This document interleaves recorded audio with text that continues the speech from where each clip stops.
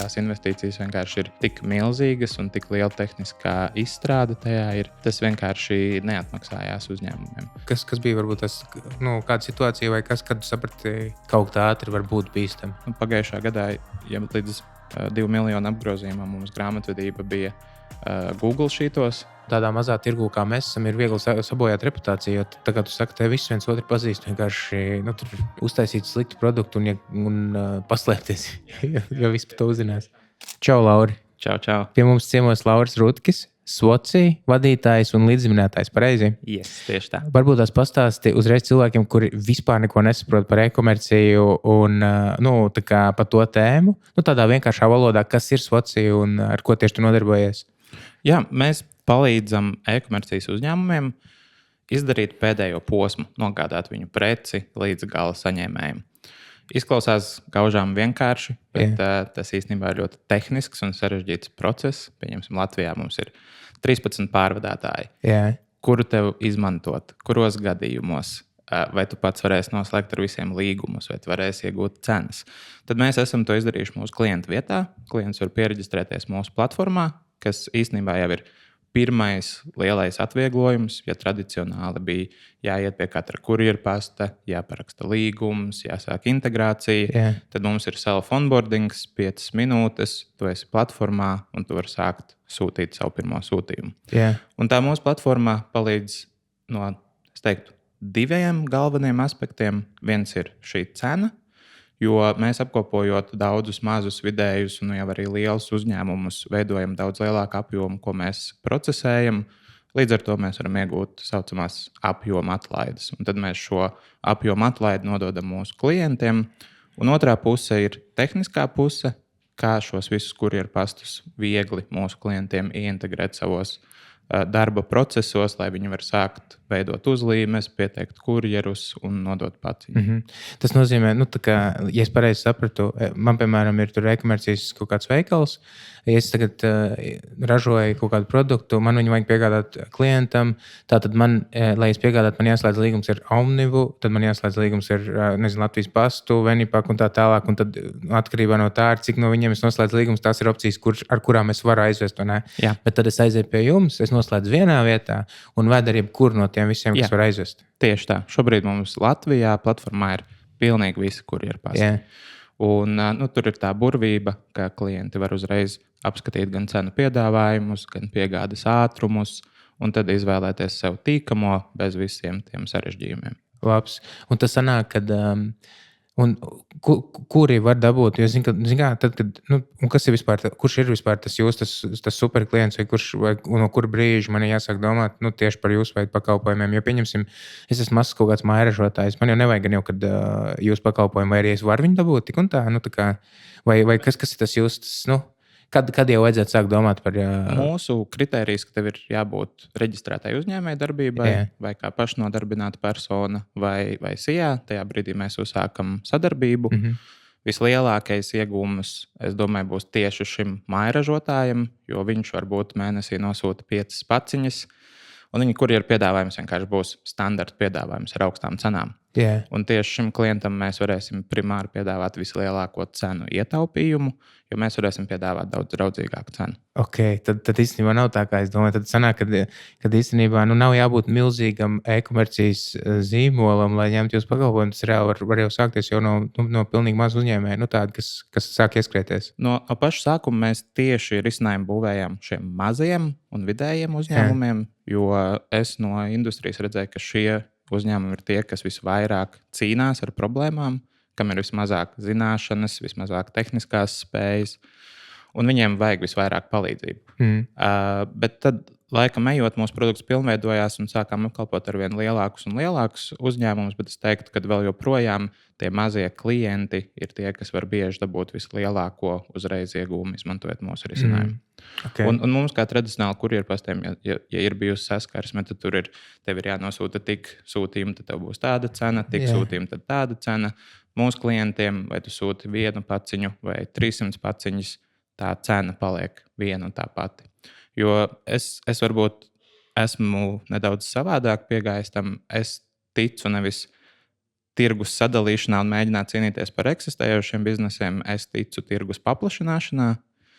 Un ja mēs šiem mazajiem klientiem iedodam spēju pēkšņi būt konkurētspējīgiem, viņiem ir daudz lielāks potenciāls izaugt. Un mēs ejam uz to, ka mēs palīdzam šiem mazajiem izaugt. Un ļoti liels prieks arī skatoties datos, ka mums ir vairāk tādi klienti, kas gada griezumā ir izauguši 300, 400, 500% tikai tāpēc, ka viņi pēkšņi var piegādāt visā pasaulē, un viņi to var darīt izdevīgi. Stilīgi. Kā tu nonāci līdz tam? Kā radās Socija? Socija ideja radās, kad es darbojos Printfulā. Printfulā es vadīju globālo piegādes ķēdi no visām Printfula ražotnēm. Vadīju 18 kurjerpastu attiecības, integrācijas, tehniskos risinājumus. Līdz sapratu, ka tas ir ļoti, ļoti grūti, tas ir neefektīvi, tas nekad e-komercijas biznesam nav tā kā tas core business. Un tas vienmēr ir kaut kas, ko īsti negribās, bet tas ir jāizdara. Un tad resursi varbūt nav tik daudz, cik vajadzētu. Un tad ar sakostiem zobiem visu to dara. Un es sapratu, ja arī Printfulā ir tik lieli izaicinājumi ar tik lieliem resursiem, kas tad ir visiem maziem vidējiem uzņēmumiem. Tur droši vien tā situācija ir vēl bēdīgāka. Un Printfulā izdevās arī veiksmīgi optimizēt rezultātus, kas iedeva tādu pārliecību, ka, hei, es saprotu, kā šis strādā un kā to var pacelt nākamajā līmenī. Un tas bija tas brīdis, kad bija tāds, ok, šis ir jāmēģina padarīt kaut kas lielāks. Sanāk, ka tu tur saprati, tu atradi tur problēmu, pats sāki mēģināt atrast risinājumu. Tur strādājot, jau to visu sāki menedžēt vai kā? Kurā brīdī tu no darba Printfulā kļuvi par uzņēmēju, kurš taisa, jo tas ir jūsu software, pareizi? Tā ir jūsu programma, jūs paši uzprogrammējāt. Kā tas notikās? Pastāst varbūt to shiftu, kad tu no vadītāja tagad kļūst par uzņēmēju, kuram ir savs produkts? Laikam tas shifts jau vispār bija vairākus gadus iepriekš, kad es zināju, ka es gribu kaut ko savu veidot, kad es negribu vienkārši iet uz darbu, un tas nav tas, kas mani tā kā gets going no rītiem. Bet un tas tā laikam bija tā iekšējā sajūta, kad es zināju, ka es gribu kaut ko savu. Es nezināju, ko, man nebija ideja, man nebija tā kā virziens. Un Printfulā bija tas spuldzīts efekts, tā teikt, saklikšķēja. Bija tāds, ok, šī tiešām ir ļoti sakrīga ideja. Un tajā laikā mēs ar Printfulu arī izskatījām dažādas risinājumus Amerikā, kur ir arī līdzīgi risinājumi. Mēs neesam kaut kas pavisam unikāls, pilnīgi jauna inovācija. Rietumē, Eiropā, Amerikā, Anglijā diezgan pazīstami koncepti.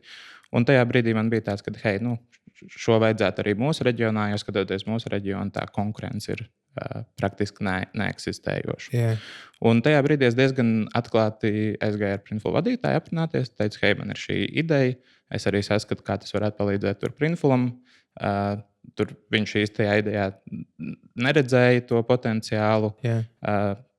Printfuls nevēlējās, lai es darba laikā veidoju to biznesu, jo tur realistiski būtu tiešākais interešu konflikts, jo es runātu ar tiem pašiem partneriem tagad Printful vārdā un tagad Socija vārdā. Un tad bija tas lēmums iet prom no Printful, kas bija īstenībā, es teiktu, sarežģīts posms, jo man nebija tāds uzkrāts buferis, ko es varu tagad neiet uz darbu un sākt būvēt uzņēmumu. Un tad man vajadzēja atrast kaut kādu darbu, kas būtu ok, kad es eju uz darbu, bet vakaros es būvēju. Un Latvijā es neatradu tādu uzņēmumu. Visi man teica, nē. Un tad es biju spiests pārvākties uz Lietuvu. Nodzīvoju 9 mēnešus Lietuvā, jo tur atradu vienkāršu darbiņu. Tad pēc 9 mēnešiem ieguvām pirmo investīciju, pārcēlos atpakaļ un sākām Sociju. Tad, kad tu saki, šajā reģionā tu domā Latviju, tā kā primāri jūs sakāt Latvijā? Primāri Latvijā, jā. Bet es teiktu vairāk visa Austruma Eiropa. Ok. Un kā notiek tas labi, tu tagad, tu sāc būvēt, tu saproti, ka tev vajag sistēmu, tev droši vien, tu dabūni investoru, investors tev iedod kaut kādu naudu, vai ne? Tev ir resurss, ar kuru tu vari sākt veidot to produktu. Tad tu meklē komandu, kura var to produktu uzražot, pareizi? Jā. Un to, pastāst par to, kā tas, pastāst varbūt tās, kā tas notikās, kad jūs, varbūt tās, kā tas notikās un kā jūs tikāt līdz tam, kad tev ir jau kaut kas tāds, ko tu vari aiziet pie klientu, pateikt, skaties, kur mums ir risinājums, vienkārši, vai tu esi gatavs maksāt par to? Jā, tas laikam bija Es īsti nemeklēju to klientu validāciju, lai gan parasti biznesa grāmatā saka, pirms tu sāc būvēt, novalidē ar klientu, vai tas vispār ir vajadzīgs. Man bija 100% pārliecība, tas ir vajadzīgs un tas strādās. Pirmais solis bija atrast līdzdibinātājus. Iepriekš bija Nīderlandē neveiksmīgs bizness, kur iemācījos, ka viens visu nevaru, lai cik es gribētu. Nav realistiski. Tad sapratu, ka pirmais solis ir atrast tos biedrus, ar kuriem sākt. Protams, lielākais faktors bija atrast tehnisko līdzdibinātāju, jo mums ir platforma, tas ir digitāls produkts, un tas viss ir tikai uz IT bāzēts. Un, tas bija, domāju, viens no svarīgākiem brīžiem, un atrodot šo 3 co-founderu komandu, mēs jau sākām domāt, kā mēs varam to attīstīt. Mēs bijām Startup Wise Guys preakceleratoru programmā, kur sapratām, ka īstenībā tā ideja ir diezgan ok. Un tad pa vakariem lēnām kaut ko centāmies, sapratām visiem full-time darbi, un vakarā baigi enerģija vairs nav. Slinkums kaut ko darīt. Un tad sākām domāt par investīcijām. Nebija tā, ka ļoti aktīvi meklējām. Mēs bijām iestājušies Latvijas Startup asociācijā, un viņi rīkoja šo Valentīna dienas speed dating ar investoriem. Ja tev ir 3 minūtes nopičot savu ideju, dzirdēt investoru feedbacku.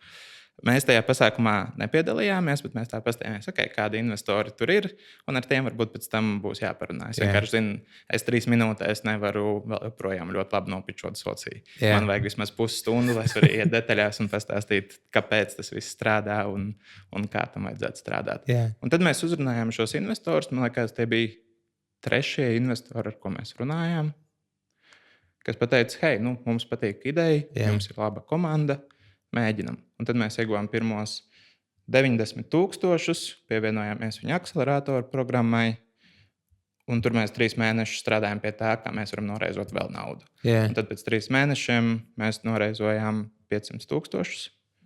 Un tas bija tas brīdis, kad mēs sākām tiešām būvēt komandu. Okay. Un tad jūs tikāt, labi, jūs sākāt to visu likt kopā, jūs sākāt būvēt komandu, jums bija, vismaz bija kaut kāds resurss. Kas bija pirmie klienti un kā notikās tas, kad jūs noprezentējat, kur mums ir tas produkts? Es saprotu, ka tev nevajadzēja validācija, vai ne? Bet kurš bija tas brīdis, kad jūs beidzot tikāt līdz tam, kad jums reāli bija maksājošs klients? Kurš izmanto jūsu produktu? Man liekas, mēs jau to platformu sākām ar visiem vakariem. Es teiktu, ko mēs iesākām būvēt, līdz mēs ieguvām tos 90,000. Bija pagājis kaut kāds pusgads, kad mums bija aptuveni taustāms produkts, platforma, kurā var ielogoties, kurā var izveidot sūtījumu. Un tad 23. gada vasarā ieguvām pirmo klientu. Tas bija Duna Brewery no Kuldīgas. Un tad, protams, pašam vēl nebija tāda pārdošanas pieredze, bet brauc pie viņiem ciemos, pastāstīja. Viņš arī bija ļoti open mind un teica, forši ideja, mēs varētu pamēģināt. Un tad tos pirmos klientus tā arī meklējām, kas ir tādi mazi vidēji e-komercijas uzņēmumi. Rakstījām e-pastus, zvanījām, rādījām un tā sākām veidot to klientu bāzi. Sākums bija gaužām lēns, neslēpšu. Cik ir lēns, cik ilgā laikā, cik ilgi to nodarbojas jau? 23. gada vasarā palaidām. Tagad ir 2 gadi ar Astīti. 23. gadā, man liekas, kāpēc tas progress liekas gaužām lēns, mēs bijām noreizojuši 600,000. Pirmajos 6 mēnešos mēs kopā apgrozījām 90,000. Protams, tas ir apgrozījums, kur mūsu take rates ir procents no tā. Un, tā nav liela nauda. Tas, sāk tā pārliecība kaut kur pazust. Jo, visiem ir ambīcijas, otrlīt uztaisīšu produktu, uzreiz viss sāks skaloties un mums būs tikai jātiek līdzi. Un tad mums bija, man liekas, 23. gadā 32 klienti, ar ko mēs noslēdzām gadu. Jā, īstenībā tas tāds cilvēkiem tiešām ir tāda sajūta, ka ja jābūt labam produktam, tad jau viss pirks. Bet ja ir tas labais produkts, neviens jau nezina par viņu, tad jau sākās mārketings, sākās pārdošana. Jā. Kur es pareizi saprotu, tad sanāk, ka Nu, tā kā jūsu produkts ir līdzīgi tā kā, nezinu, tā kā Volts, tā kā Bolts, ja, kurš vienkārši saved kopā, tur viņi ir restorāns, kur var, un jums ir tieši tas pats. Un tad jūsu tas pievienotā vērtība ir tas, ka viņiem nav tur jāmocās, bet, un jūsu peļņa rodās no katra no tā sūtījuma. Vienkārši jā, mūsu uzcenojums, jā. Vienkārši, bet viņiem tāpatās ir izdevīgāk, un tāpēc viņiem vajadzīgs. Jā. Mēs vienmēr esam to uzcenojumu turējuši tik zēmu, cik vien spējam. Jo mana galvenā prioritāte ir padarīt to pieejamu klientiem un konkurētspējīgu. Un tāpēc arī mūsu peļņas procents ir bijis diezgan niecīgs, bet tagad laikam ejot un klientiem akumulējoties, tas jau sāk palikt diezgan jūtams arī efekts. Jā. Šeit mēs varam salīdzināt līdzīgi kā Stripes vai maksājuma rīki. Viņi paņem mazu komisiju, bet viņi iet uz to, ka būs daudz maksājumi un daudzas mazas komisijas, kas akumulēsies jau lielākās summās. Jā, ok, labi. Jums ir labs produkts. Tu skaidri zini, ka tas risina tiešām akūtu problēmu. Kā notiek tā? Kāds jums tagad ir plāns? Kā jūs ejat uz to, kad ir daudz tās transakcijas? Un, kā jūs tagad to produktu pušojat? Ko jūs darat, lai reāli dabūtu daudz klientus? Mēs eksperimentējām ar vairākām arī pārdošanas stratēģijām. Tā stratēģija, kas līdz šim strādāja vislabāk, ir mēs nosūtām augsto e-pastu, kam seko augstais zvans. Droši vien ļoti labi zinu, ka tas ir viens no lētākajiem pārdošanas veidiem. Taču, kur ir tā burvība, ka Latvijā un Baltijā cilvēki nav tik ļoti pieraduši pie augstiem e-pastiem un augstiem zvaniem, un uz tiem atbild diezgan labi, es pat teiktu. Un mēs nedaudz vēl pilnveidojam to procesu, ka mēs uzliekam e-pastam trackingu. Mums atnāk notifikācija, kad cilvēks ir atvēris to e-pastu. Tajā brīdī, kad viņš atver e-pastu, tu viņam uzzvani. Un tad ir, kāds pārsteigums, es tieši lasīju tavu e-pastu, un tu man zvani. Zini, kā tev ir uzreiz jau ļoti labs icebreakers, un cilvēks ir daudz atvērtāks sarunai. Un tādi mazie triki, kas strādā. Bet es teiktu, ka lielākā veiksme ir bijusi tieši klientu labklājība un apmierinātība. Skatoties uz pēdējiem 2 gadiem, 65% no klientiem ir atnākuši no citu klientu rekomendācijām. Un, tas ir tas virziens, kurā mēs ejam. Ja klientam būs ļoti laba pieredze, viņam atvieglosim dzīvi, viņam patiks klienta atbalsts, viņam patiks runāties ar mums, viņš par to kādam pastāstīs. Un mēs ejam uz to, lai viņiem tā pieredze ir ļoti forša ar mums, lai mēs atbildam ātri, lai mēs risinām problēmas. Un tādējādi tas ir mūsu, es teiktu, lielākais sales engine. Paralēli, protams, ir sales komanda, kas jau darbojas arī ar lielākiem klientiem, kam ir tehniskāki onboardingi, nedaudz grūtāki procesi, bet vēl joprojām lielākais pārdošanas spēks ir mūsu pašu klienti. Yeah. Lai mums būtu labāks konteksts tam, ko tu tagad stāsti, vai ne? Tā kā pieņemsim. Iedomājies, mēs zinām kaut kādus lielākus internetu veikalus Latvijā. Tur 220, tur viens ājā, tur kaut kāds Senukai, man liekas, vai kas ir tie lielākie. Cik vērtīgi ir dabūt tādu lielu internetu veikalu, kurš vienkārši izdomā, mēs esam gatavi lietot jūsu pakalpojumu. Tas nozīmē to, ka, ja viņiem ir tur, 1000 pasūtījumu mēnesī, tas ir reāli viens klients jums, bet tie ir ļoti daudz klientu pēc tam pareizi. Var iedot kaut kādu piemēru? Tas sanāk, ka tas tavs efforts, ko tu ieliec, ja tev sanāk pārdot tādam internetu veikalam, kuram ir daudz pasūtījumu, tas jums ļoti vērtīgi, pareizi? Jā un nē. Ok, jā, pastāst par jā un par nē. Lieli klienti nāk ar ļoti augstām expectācijām, ar ļoti sarežģītiem procesiem, ar nestandarta risinājumiem. Un tas, ko mēs pamanījām, tīpaši tajā sākuma stadijā, mēs pat centāmies izvairīties no lieliem klientiem, jo mēs vienkārši zinājām, ka būs ļoti grūti nomenedžēt viņu visas expectācijas, un mūsu produkts nav vēl tik gatavs, lai mēs pilnvērtīgi visus scenārijus viņiem nosaktu. Tāpēc mēs arī fokusējāmies vairāk uz tiem maziem, kam ir zemākas expectācijas, mazāk problēmas, mazāk sarežģītas problēmas, līdz mēs varam mūsu produktu padarīt daudz gatavāku lieliem klientiem. Un es teiktu, tikai šobrīd ir tas brīdis, kad mēs jūtamies droši strādāt arī ar lieliem uzņēmumiem, kam ir sarežģīti procesi.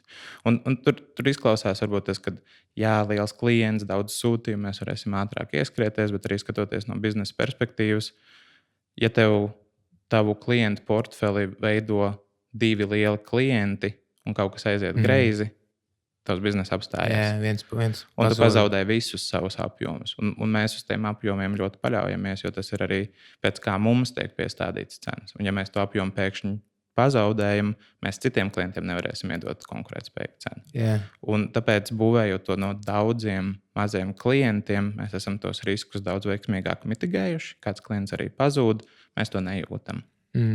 Jo katru mēnesi pienāks kāds cits mazais klāt, un tas kopējais apjoms turpinās augt. Tāpēc tajā pašā sākumā, man liekas, iet pēc lieliem klientiem ir ļoti riskanti. Man tā stratēģija ne līdz galam patika pašā sākumā. Bija mums pāris iespējas, kur mēs varējām to darīt, bet esmu ļoti priecīgs, ka izvēlējāmies to nedarīt. Jo kas arī tajā brīdī notiek, tev ir liels klients, visu komandu fokusēs uz vienu klientu, un tu pēkšņi risinājumu sāc pielāgot vienam klientam. Jo tev ir viena klienta feedbacks. Bet vai tas viens klients reprezentē visu tirgus situāciju un kādas problēmas arī citiem? Nevienmēr. Yeah. Nebija grūti, vai nav citreiz grūti pateikt, nē, ja tu tā padomā, vienkārši tur arī jābūt, tomēr ir jums tiešām jānolēm, vai ne, kad, gan jau, kad tā komanda kopā, kad nē, vai šitais, te mēs ieberzīsimies, vai... Protams, ka ir. Mums ir arī investori, kas sagaida kaut kādus rezultātus. Un tu redz, šis klients mums varētu uzreiz palīdzēt tos rezultātus pacelt uz augšu, un tas būtu foršs stāsts arī investoriem, kur mums viss sanāk, viss strādā. Bet tajā pašā laikā, man liekas, tā ir tā lielā pārliecība, kas ļauj pateikt nē. Un man liekas, dažreiz tev ir jābūt super pārliecinātam, ka tev tik un tā sanāks, nepļaujoties uz to vienu lielo klientu. Un ir, protams, brīžiem, kad tas iekšējais dialogs nevajag. Bet beigās arī, protams, mēs ar komandu ļoti atklāti tās lietas runājam, saprotam plusus, mīnusus, riskus. Un tad diezgan bieži ļoti vienbalsīgi aizējām arī līdz tam galvenam secinājumam, ko darām. Gan jau, ka ir arī sanācis un kaut kādā brīdī apstāties pie kaut kāda tāda klienta, kas saprast, ka šitais ir pārāk sarežģīti, mēs vienkārši katojam nost, nav jēgas. Mēs esam ar vienu no, neteikšu vārdu, bet ļoti lielu Latvijas e-komercijas spēlētāju pavadījām 4-5 mēnešu negotiēšanos un procesa dizainos. Sākām jau viņu komandai trainingus, kā izmantot kā to, līdz sapratām, ka šo ceļu nē. Yeah. Labs. Un tad arī tev tā ētiskā puse arī tam klientam pateikt pēc tiem 4 mēnešiem, tomēr man liekas, ka nevajag, ka nebūs labi. Jo tu arī kaut kādā mērā riskē savu reputāciju sabojāt. Yeah. Jo arī tam klientam ir draugi, paziņas, citi uzņēmumi, ar kuriem viņš arī runās. Un tur nedaudz sākās tā nepārliecība, kā viņi to pieņems un viņi sapratīs. Bet tur jāsaprot tas, ka bieži viņi novērtēs, ka tu esi arī caurspīdīgs un pateiks, ka hei, man liekas, mēs actually neizdarīsim labu darbu un būs problēmas, nevis risinājums. Un tad viņi to bieži daudz vairāk novērtē, jo mēs neieguldamies vēl vairāk, lai tikai pēc tam to saprastu. Nē, jo no vienas puses, ja tu esi tik tālu jau aizgājis, tur 4-5 mēnešus jau strādājuši, tad ir vēl grūtāk pateikt nē, un vajag vēl lielāku drosmi, lai pateikt nē. Bet tad, kad pasaka, tad tomēr varbūt tās vēl tālāk, tur vēl vairāk ieberstos un būtu vēl sliktāks rezultāts. Un tad vispār viss slikti. Jo tu arī vienā no podkāstiem runāji, kad ir labi sākt mazā tirgu, un tādā mazā tirgu, kā mēs esam, ir viegli sabojāt reputāciju. Jo tā kā tu saki, te visi viens otru pazīst, vienkārši tur vispār nav iespēja uztaisīt sliktu produktu un paslēpties. Jo vispār to uzzina. Tieši tā. Jā. Tas ir risks un iegūms. Tajā pašā laikā tu esi tik tuvu tiem klientiem, tev ir tik viegli visu sasniegt, paprasīt feedbacku, uzlabot. Un tā, man liekas, ir tā lielā burvība mazajos tirgos, ka tu īstenībā varbūt tev liekas, ka no sākuma ies nedaudz lēnāk, jo tas tirgus ir mazs. Latvijas tirgus ir, ja mēs skatāmies tieši uz e-komerciju un salīdzinām ar lielākiem pasaules tirgiem, tas ir niecīgs. Tas ir 0,% no visu pasaules apgrozījuma. Tad tu saproti, ka ja mēs būtu lielā tirgu, mums droši vien sanāk daudz ātrāk, bet īstenībā jau nē, jo tas palīdz to produktu pilnveidot, pieslīpēt, lai tad, kad tu gatavojies tam lielam tirgum, tu jau vari iet tajā tirgu ar ļoti labu produktu. Jā, ok. Jums tagad tā ir, ja? Jūs esat arī ārpus Latvijas? Šobrīd mēs aktīvi darbojamies Latvijā, Lietuvā, Igaunijā un Amerikā. Jā. Varbūt tās var nedaudz detaļās pastāstīt, kurā brīdī jūs jutāt, kad jūs Latvijā strādājot, esat gatavi tad iet kaut vai uz to pašu Lietuvu un Igauniju, un kad varbūt tās, kas būtu tie kriteriji, pēc kuriem vajadzētu izvērtēt arī varbūt tās tiem uzņēmējiem, kur klausās, kur saprot, ka, ok, mums te tā kā sanāk, un mēs tā kā esam gatavi. Kad jūs jutāt, ka jūs esat gatavi? Mēs nejūtām, ka mēs esam gatavi. Es personīgi jūtu diezgan lielu tajā brīdī investoru spiedienu.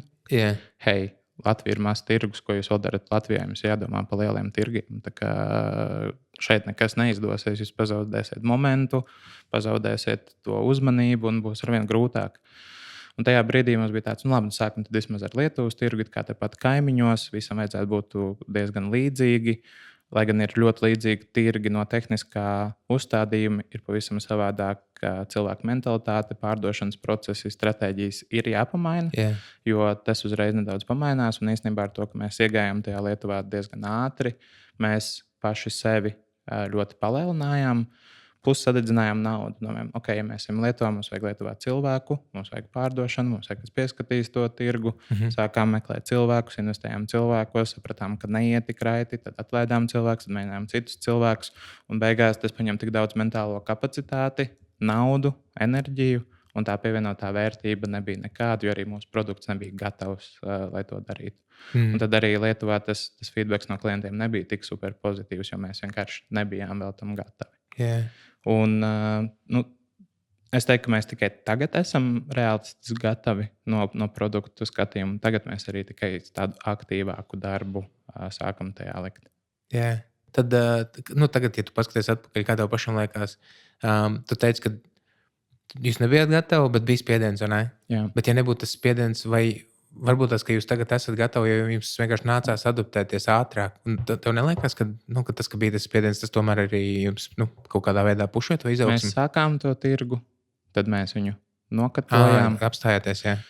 Mēs neapstājām darbību, mēs turpinājām apkalpot klientus, kas tur ir. Yeah. Tad mēs nulle enerģijas likām, lai to tirgu sakārtotu. Gan ar kurjerpasta attiecībām, gan ar tehniskiem pilnveidojumiem.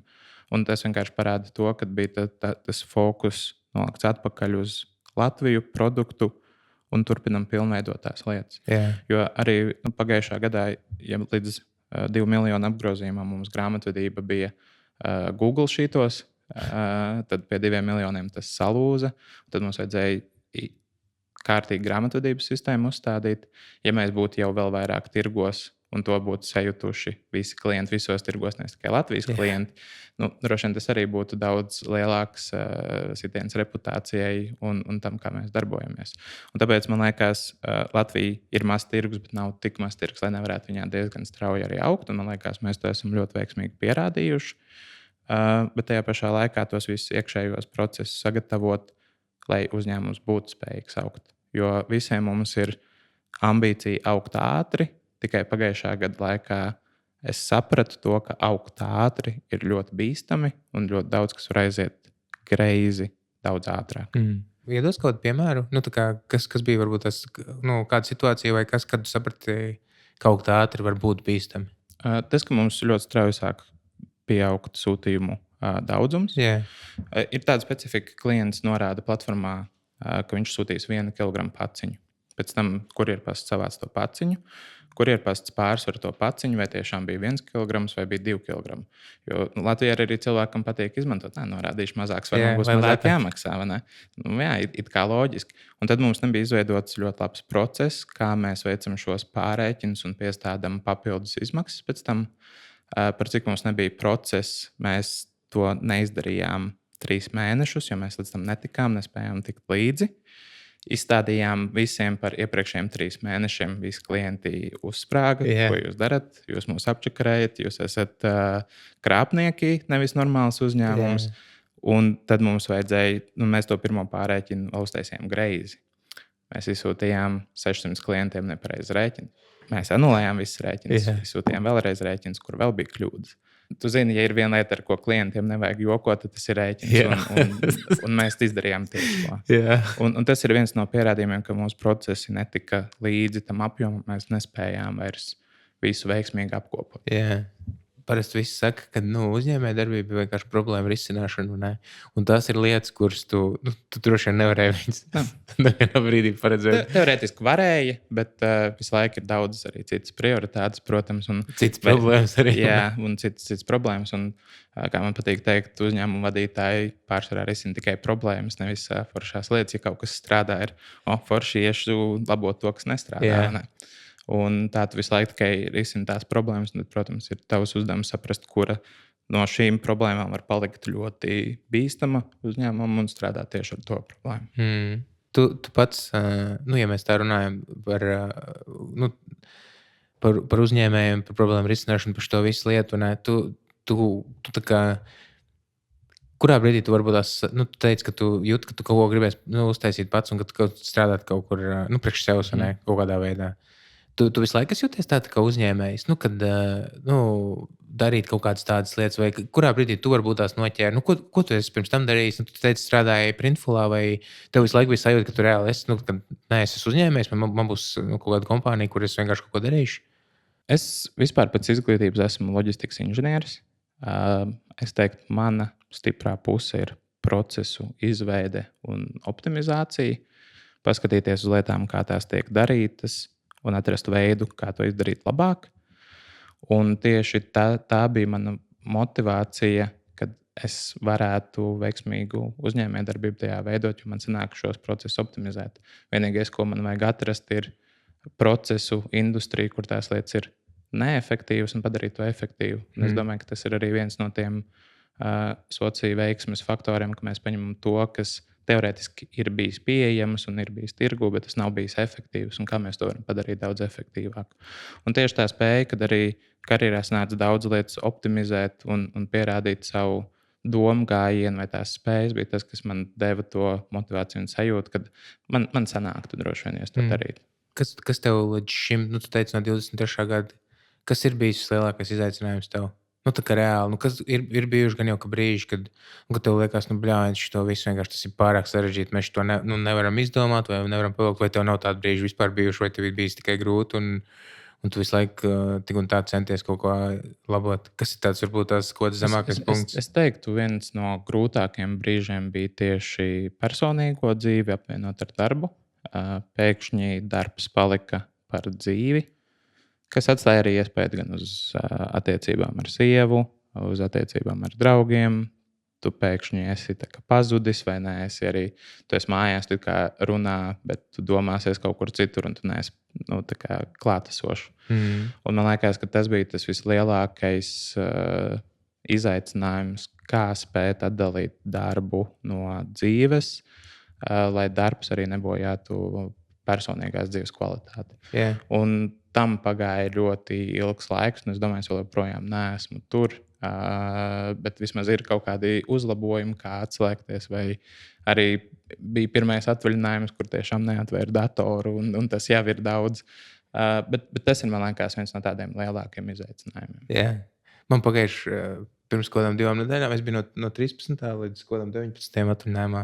Tas man bija pirmais, kad es neatvēru datoru. Bija ritīgi nice. Un es sapratu īstenībā, wow, šis ir tik forši, to vajadzētu biežāk, jo arī tu kaut kādā nedomāji par tām ikdienas darba lietām, tās domas tā atraisās, mēs īstenībā tur to varētu, jo, es darbu no galvas vairs ārā nevaru dabūt. Tā kā kaut kādā esmu atvaļinājumā, tu apgulies pie baseina, bet tu guli un domā par darbu vai par kaut kādām lietām, bet tu domā pavisam savādāk, domā tādā virspusīgā līmenī vai stratēģijas līmenī, tu nedomā par tām steidzamām lietām. Un tad, kad tu uztaisi to soli uz atpakaļ un padomā vairāk virspusēji, tu uzreiz saliekās daudz vairāk lietas, ko tu tajā ikdienā neredzēji, neapstājies, nepadomāji. Jā, vai kaut kā no augšas apskatīties, no tā labirinta tikt ārā un tad padomāt. Ko vēl tu dari? Kā tev sanāk? Tas tagad tu teici, kad būt klātesošam, kā ir? Kā tu mācies atpūsties, nedomājot par darbu? Labs jautājums. Īstenībā tur man ļoti palīdz vienkārši pavadīt laiku ārpus darba un ārpus mājām. Kaut arī pastaigāt ar suni vai izbraukt ar sievu pastaigāt, jo tajos brīžos tu vairāk atslēdzies no tām lietām. Bet es teiktu, ka vēl joprojām tas ir work in progress, kas man ir jāpaveic. Jā, vēl ļoti tā līnija ir tāda izplūdusi, kur ir darbs un kur ir personīgā dzīve. Un tagad ir īpaši, ka mēs ejam pīķa sezonā, kas atkal ir viens no saspringtākiem gada periodiem. Nu, tā ikdiena arī ir. No rīta aizēju uz darbu, vakarā atnāca ap 8, 9 mājās, paiet vakariņas kopā ar sievu. Tad tu it kā apsēdies ar viņu uz dīvāna, bet tu atver datoru un dari kaut kādas lietas tālāk. Tu vienkārši tu nevari apstāties, jo savādāk tu sāc kļūt par kaut kādu bottlenecku vai problēmu, kāpēc uzņēmums nevirzās uz priekšu. Jā. Un tas, ko es vienkārši sapratu, tagad ir labāk to darīt periodiski. Tu vienkārši zini, ka šis periods būs, kur nebūs balanss. Un tad vienkārši atrast kaut kādus tos atvaļinājumus, nedēļu, kur tu vari pilnībā fokusēties uz personīgo dzīvi. Tādā ikdienas griezumā to ir vēl ļoti, ļoti grūti darīt, bet vismaz biežāk sāk parādīties atvaļinājumi, sāk parādīties laiks prom no darba, kas palīdz to izbalansēt. Nu, it kā tā kā tu saki, ja stundas ziņā sanāk daudz strādāt tagad, vai ne? Jo mēs jau iepriekš minējām, tur Black Friday, tur Ziemassvētki, viss tagad tā trakā, tā e-komercijas tieši tas. Bet tad, kad nav, tad arī sanāk mazāk stundas strādāt, un vienkārši pabaudīt arī dzīvi. Šovasar man īstenībā sanāca nedaudz mazāk pastrādāt, vismaz ātrāk būt ārā no darba un iziet vairāk kaut kur svaigā gaisā. Bet tas tā ļoti nosacīti, jo, kad tev ir teiksim, šī klusā sezona, tad ir tas brīdis, kad tu visvairāk vari pilnveidot produktu procesus, jo tu neesi tik aizņemts ar ikdienas jautājumiem, ka tev vajag atkal darīt tās citas lietas, ko tu zini, ko tev vajadzēs tajā nākamajā pīķa sezonā, lai teiksim, izdzīvot un varētu veiksmīgi tam iziet cauri. Un tāpēc teikt tā, ka tas viss sabalansējās un nav īsti tāds periods, kad var tā izelpot un pateikt, ok, tagad tā varam iečulot un lēnāk iet uz priekšu.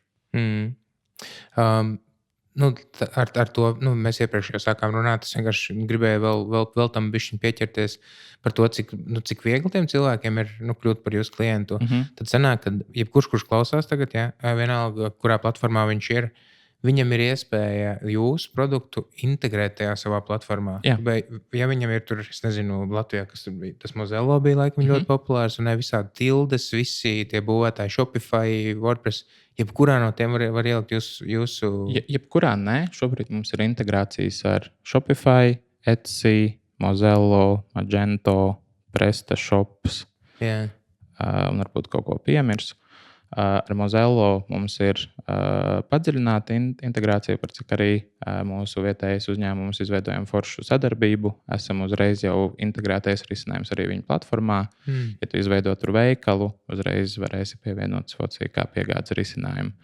Tajā pašā laikā ir aktīvas integrācijas ar visām šīm platformām, un tā savienojamība ir ļoti, ļoti vienkārši. Ja izveido Svoci profils, tad tu dodies uz sadaļu integrācijas, atrod savu integrāciju, nospied pogu integrēt, tev aizved uz tavu storu, tu apstiprini integrāciju, un no tā brīža mēs jau aktīvi sākam ņemt piegādes informāciju un palīdzam mūsu klientiem organizēt piegādes.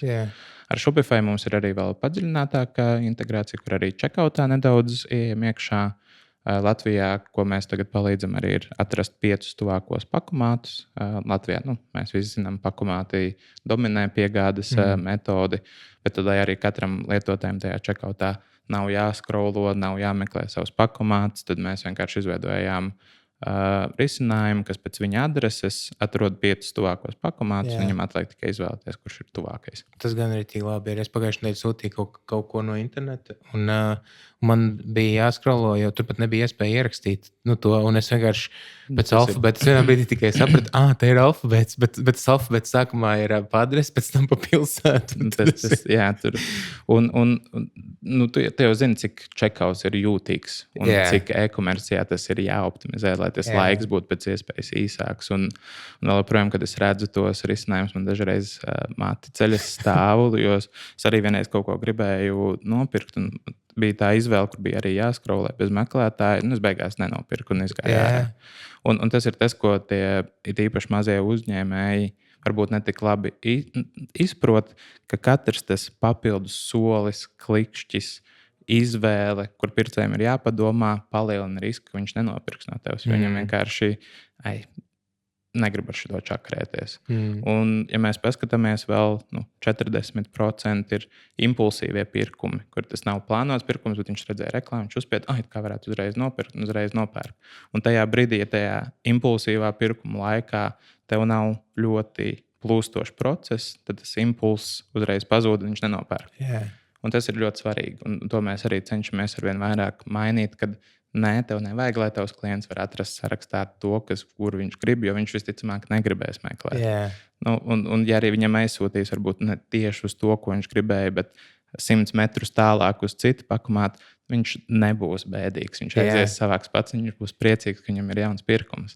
Un tad mēs ar to vairāk arī cīnāmies un cenšamies to paskaidrot arī e-komercijas pārdevējiem. Es pirms vairākiem gadiem iemācījos tādu konceptu, kad apjūtas prāts vienmēr teiks, nē, mārketingā vai nē. Tad, mums ir tieši tas pats, mums nav e-komercija vairāk, bet es jau iepriekš minēju, ka mums ir pakalpojums sniedzēji.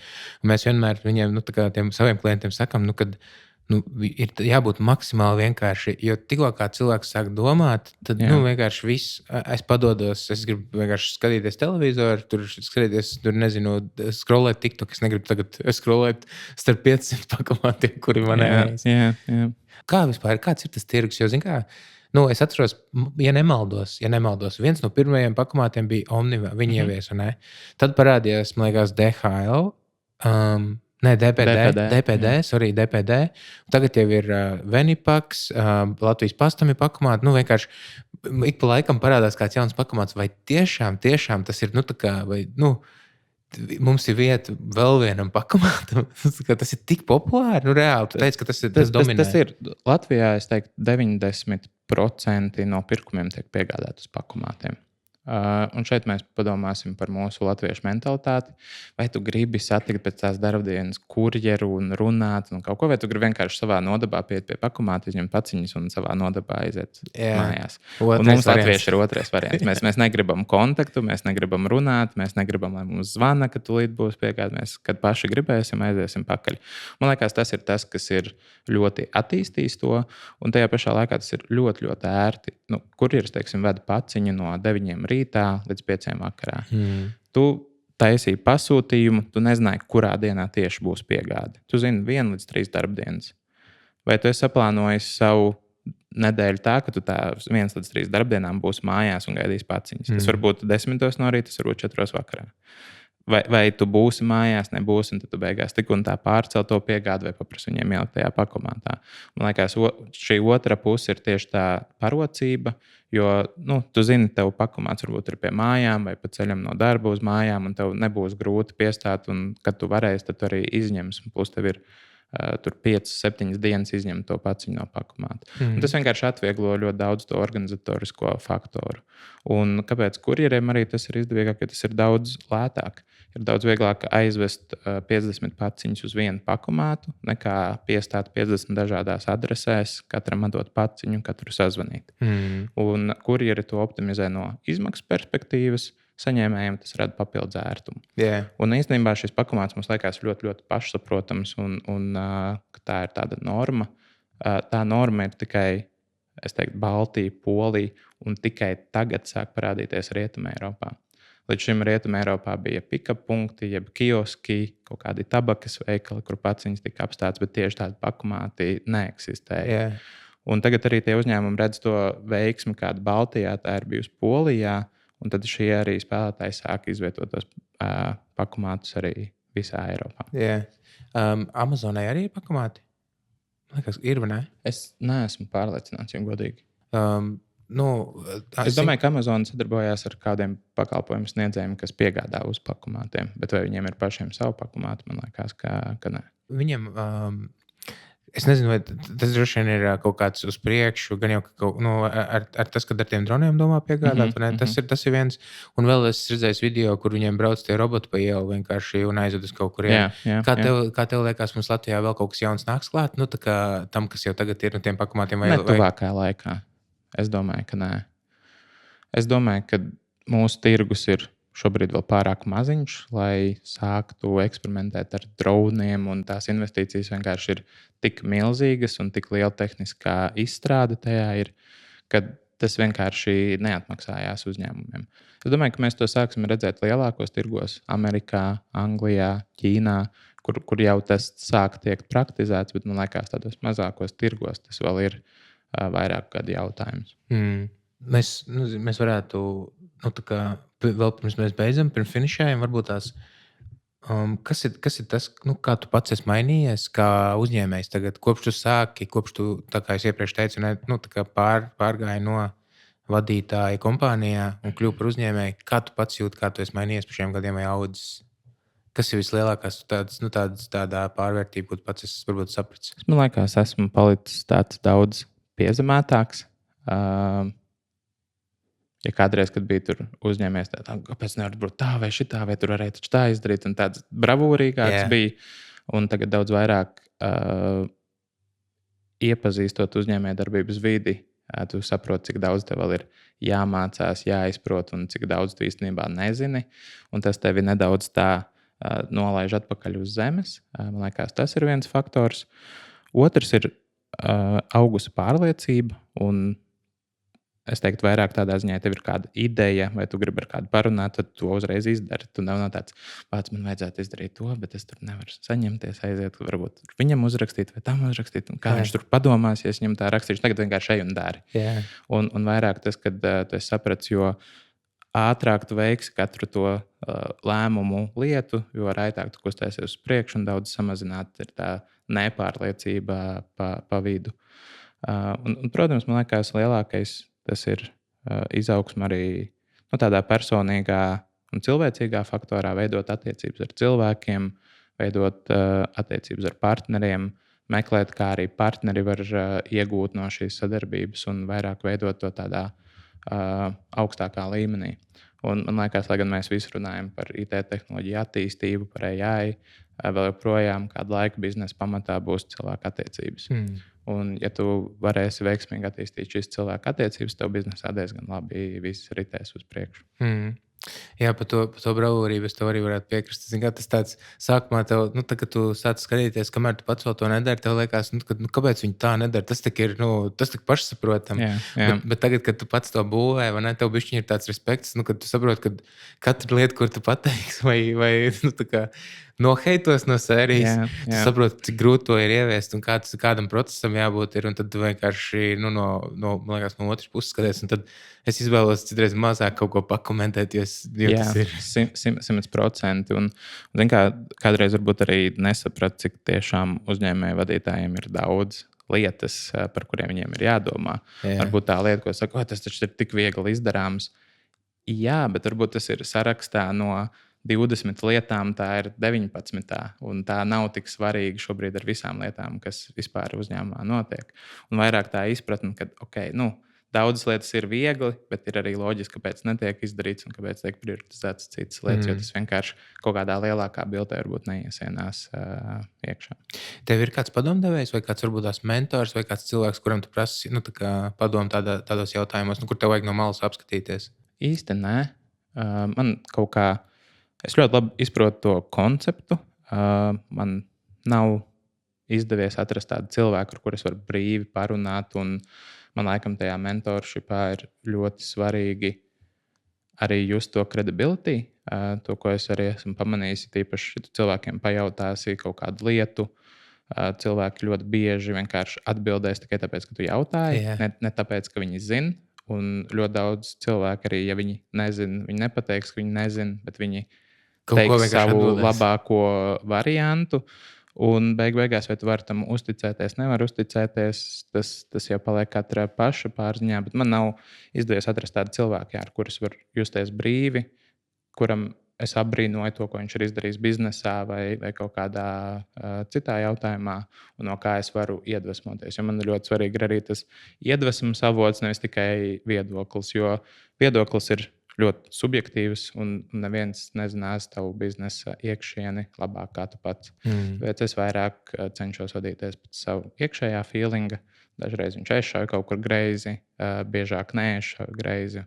Un tas ir mans tāds veids, kā kā es kustos uz priekšu. Jā. Un kas tev tagad iedvesmo, kā tu mācies vai no kā tu mācies? Nu, labi, tev nav cilvēks, bet varbūt tu klausies kaut kādas podkastus vai tu lasi grāmatas vai... Es sāku daudz aktīvāk lasīt grāmatas. Tas īstenībā bija viena no lietām, kas izmainīja mani ļoti, ļoti daudz. Ja līdz sociālajai līdzdibināšanai es varbūt biju izlasījis dzīvē 5 grāmatas, tiešām nepārspēlētas, vispār nelasīju. Tad pagājušajā gadā es izlasīju katru mēnesi pa vienai grāmatai.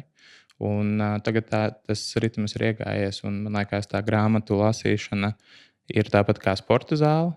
Tiklīdz tu lasi un tu kustini savus smadzenes, tev veidojas jaunas domas, jaunas perspektīvas. Tiklīdz tu beidz lasīt, tāpat kā sporta zālē, kad tu vairs netrenējies, tu atkal vairs nejūties tik labi, kā trenējies.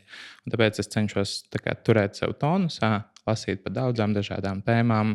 Pašam patīk biogrāfijas, lasīt par cilvēkiem. Tas arī laikam ir tas iedvesmas avots, lasīt, kam citi cilvēki ir gājuši cauri, kā viņi to ir izcinājuši, un vairāk saprast to, ka visi straglo, un katrs varbūt kādā savādākā veidā, bet it's ok, un tas palīdz kaut kā doties uz priekšu arī. Jā, man vienmēr, kad cilvēki prasa kaut ko, vai mēs runājam par lasīšanu, man parasti ir tāds, iesaka man kaut kādu, tur 3 ritīgi labas grāmatas, un man vienkārši vienmēr tā atbilde ir tāda, ka vienkārši visas grāmatas. Vienkārši lasi, un tad cilvēkiem liekas, ka es šo grāmatu izlasīju, neko jaunu neiemācījos. Vai arī es šo grāmatu izlasīju, un tur neko jaunu neiemācījos. Bet tā kā tu saki, tieši tas, ka iet uz zāli, tu vienkārši visu laiku lasi līdz brīdim, kad tu vienā grāmatā dabūsi to aha momentu. Jā, un tad tas viens aha moments būs viss iepriekšējo tās grāmatas, un vēl iepriekšējo 3 vērts. Tieši tā, un dažreiz tev no grāmatas vajag to vienu teikumu. Un tieši tas viens teikums tev uztaisīt to klikšķi, un tev vajadzēja izlasīt, kā teica, tās 3 grāmatas, lai tu tiktu līdz tam vienam teikumam. Un tā varbūt pat vispār tur nesaistīta grāmata un vienkārši kaut kāda ideja vai ideoloģija, par ko iet runa, un tas vienkārši saliekās. Un līdz ar to, man liekas, arī tā nav viena laba grāmata, ir dažādām dzīves stadijām, dažādiem brīžiem, dažādas grāmatas, kas katru individuāli uzrunā. Tāpēc es arī vienkārši ieteiktu iet cauri sarakstiņiem, kas uzrunā no pirmā skata, to arī lasi. Un tas, ko es gan pēdējā laikā iemācījos, man kādreiz bija, ja es iesāku grāmatu, man viņa ir jāpabeidz.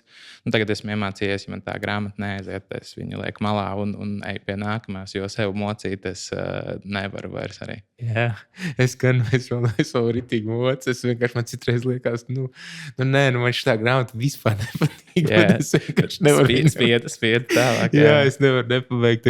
Man ir daudz, es ritīgi daudz grāmatas izlasījis 2 reizes, ir pat tāds, ko 3 reizes, un katru reizi, kad tu viņu lasi, tu vienkārši paņem citas lietas. Jā. Bet ir tāds, kur tu vienkārši tiešām tas nekas, viss kārtībā, next, un viss nepanākošās. Un arī tad, kad cilvēki salīdzina parasti, skatīties tur kaut kādu podcastu vai nezinu, ieiet, noskatīties 1000 Aleks Formozi video. Un tad tev būs beigās golden nuggets, un tu visu kaut ko iemācīsies.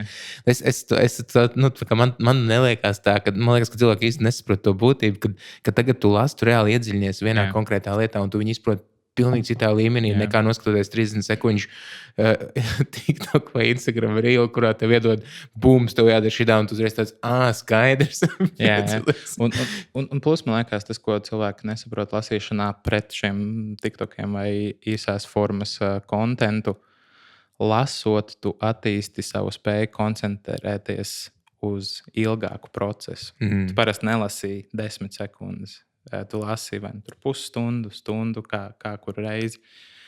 Bet tu sev pieradini pie tā, ka tu kaut ko dari stundu. Un tad aizej uz darbu, un tu vari izdarīt lietas stundas. Skatoties tikai TikTokus, un tas mūsu uzmanība arī ļoti, ļoti sarūk. Un tad pēc tam esi sev dopamīnu uzkačājis, neesi pieredzējis pie kaut kādiem ilgākiem koncentrēšanās periodiem, un tad darbā ir ļoti grūti kaut ko izdarīt līdz galam, jo tev vienkārši pazūd fokus, vai kaut kam citam atkal pieķeries un neko beigās neizdara.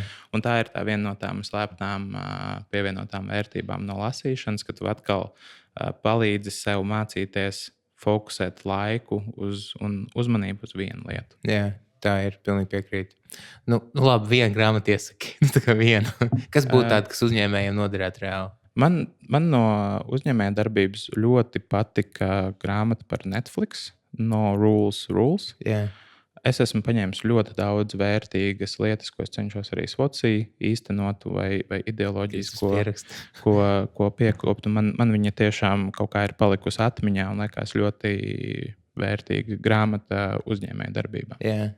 To vajadzētu lasīt jebkuram uzņēmējam. Ja? Tā ir tāda, kas man liekas, ka jā, jo tur ļoti daudz iet runa tieši par kultūru. Kā izvērtēt labus darbiniekus no sliktiem darbiniekiem, kā pieņemt lēmumus par cilvēkiem, kuri ir tie trigger pointi, kā vispār viss iekšējā darba kultūra veidojas. Tas nav tikai startupiem, tas man liekas vairāk visā uzņēmējdarbībā var būt piemērojams. Super. Kur cilvēkiem, tiem, kuriem interesē, pirmkārt, tiem, kur ir e-komercijā, kuriem interesē Swatī, kur viņiem jāiet, kas jādara. Un mēs ieliksim arī aprakstā links sites, un vai tev ir kaut kāds sociālo tīklu konts vai kaut kas tāds, kur tev piesakot, vai kur par tevi var vairāk uzzināt? Swatī var atrast mājaslapā www.swatī.com. Lai kļūtu par klientu, ļoti viegli augšā labajā stūrī spied pogu reģistrēties, aizpild formu un sāc sūtīt. Mani paši var atrast LinkedInā, kur esmu vairāk aktīvs biznesa jomā, un personīgā dzīvē Instagramā Lauris Rutkis, kur var piesakot arī kadriem aiz biznesa. Super. Paldies tev, kā atnāc. Paldies visiem, kas klausījās. Mēs šitie visi būs aprakstā, droši meklēt tur kaut kur, un tad, lai tev izdodas. Paldies. Čau. Čau.